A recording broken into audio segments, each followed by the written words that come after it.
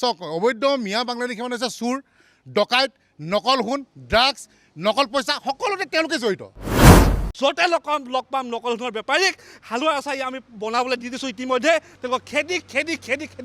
গৰু পিটন দি লখিমপুৰৰ পৰা বাহিৰ কৰি বাংলাদেশত পঠাই দিয়াৰ আমি অতি শীঘ্ৰে ব্যৱস্থা কৰি আছোঁ আজি লখিমপুৰত সাহিত্য ভৱনত আমাৰ কাৰ্যনিৰ্বাহক সভা চলি আছে আৰু ইয়াৰ পৰা আমি হোমকাৰ জনাব বিচাৰিছোঁ হোমকাৰ দিছোঁ হোমকাৰ নহয় পিটন দিয়া হ'ব চিধা কথা কাৰণ লখিমপুৰ জিলাখন হৈছে খিলঞ্জীয়া লোকসকলৰ এখন জিলা আৰু এই জিলাত দেখিবলৈ পাইছোঁ সেইদিনা আপোনালোকে নিশ্চয় দেখা পাইছে যে আৰক্ষীক মাৰধৰ কৰিছে আৰক্ষীক মাৰিছে পিটিছে চুচৰাইছে আমি দেখিবলৈ পাইছোঁ গতিকে নকল সোণৰ কাৰণে এই নকল সোণটোতো আমি আগৰ পৰা প্ৰতিবাদ আমাৰ সম্পাদক মহোদয় এইবিলাক কৈ আহিছে গতিকে আমি ইতিমধ্যে কৈয়ে আছোঁ যে সন্মানীয় মুখ্যমন্ত্ৰী ডাঙৰীয়াই যিভাৱে ভূমিকা লৈছে সেই ভূমিকা আমি সহযোগ কৰি আহিছোঁ যে আমি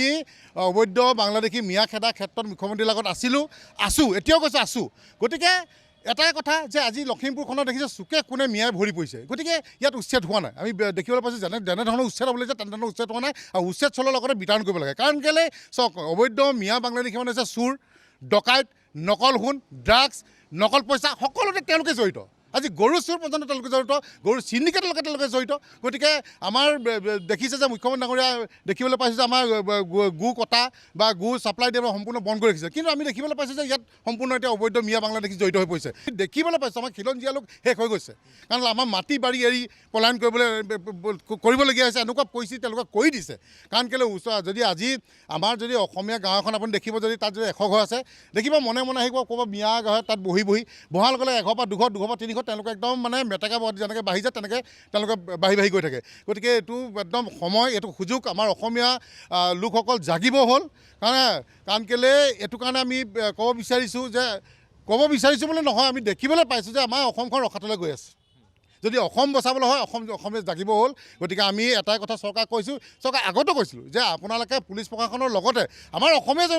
জীৱ মঞ্চৰ যদি কিবা সহযোগ লাগে আমাৰ লখিমপুৰ পৰা 1000 ল'ৰা থিয় হৈ দিব যি অবৈধ এই মিয়া বাংলাদেশীয়ে কিন্তু নহ'লে কিন্তু আমাৰ গোটেই আপোনাৰ অসমটো শেষ কৈছে গোটেই লখিমপুৰখন কিন্তু শেষ কৰি পেলাব আৰু লখিমপুৰখন যদি বচাবলৈ হ'ল হয় মানৱ ডাঙৰীয়া আপুনি থিয় হওক আৰু মুখ্যমন্ত্ৰী ডাঙৰীয়াক কৈছোঁ যে আপুনি উচ্ছেদ বন্ধ নকৰি অতি শীঘ্ৰে উচ্ছেদ আপুনি অব্যাহত ৰাখক আজি কি হৈছে নকল সোণৰ কিন্তু বদমাছ ডাকাবাজ দালালি আপোনাৰ অবৈধ মিয়া বাংলাদেশী কেইটামানে নকল সোণৰ বেপাৰ কৰি গোটেই লখিমপুৰখন কিন্তু আজি বদনামী কৰিলে দাগী কৰি পেলালে বোলে তোমালোক ক'ৰ পৰা আহিছা লখিমপুৰৰ পৰা ক'ৰবাত যদি আমি গুৱাহাটী যাওঁ বা ক'ৰবাত ক'ৰ পৰা আহিছা লখিমপুৰৰ পৰা তোমালোকৰ তাত নকল সোণ পায় নি আজি লখিমপুৰৰ এয়া ষ্টেটাছ হৈ গৈছে এই অবৈধ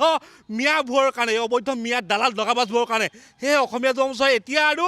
হাত সাৱটি বহি থাকে আজি কিছুদিনৰ পূৰ্বে চাওক আজি এসপ্তাহ দিনৰ পূৰ্বে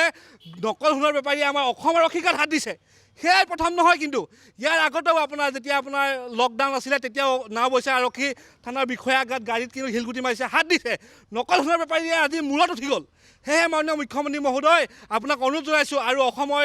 DGP মহোদয় অনুৰোধ জনাইছোঁ যে অসম আৰক্ষীক হাত দিবলৈ নকল সোণৰ বেপাৰীয়ে ক'ত সাহস পালে তেওঁলোকক কঠোৰতম কৰোঁ শাস্তি দিয়ক আৰু নকল সোণৰ বেপাৰীয়ে বঙালমাত থকাকেইটাক এনকাউণ্টাৰ কৰি দিয়ক এতিয়া এনকাউণ্টাৰ কৰি দিয়ক গোটেই লখিমপুৰৰ মানুহ বদনাম কৰি দিছে আৰু অসমীয়া যুৱ মঞ্চই কিন্তু আমাৰ বিষয়ববীয়াসকলে বা সদস্যসকলে য'তে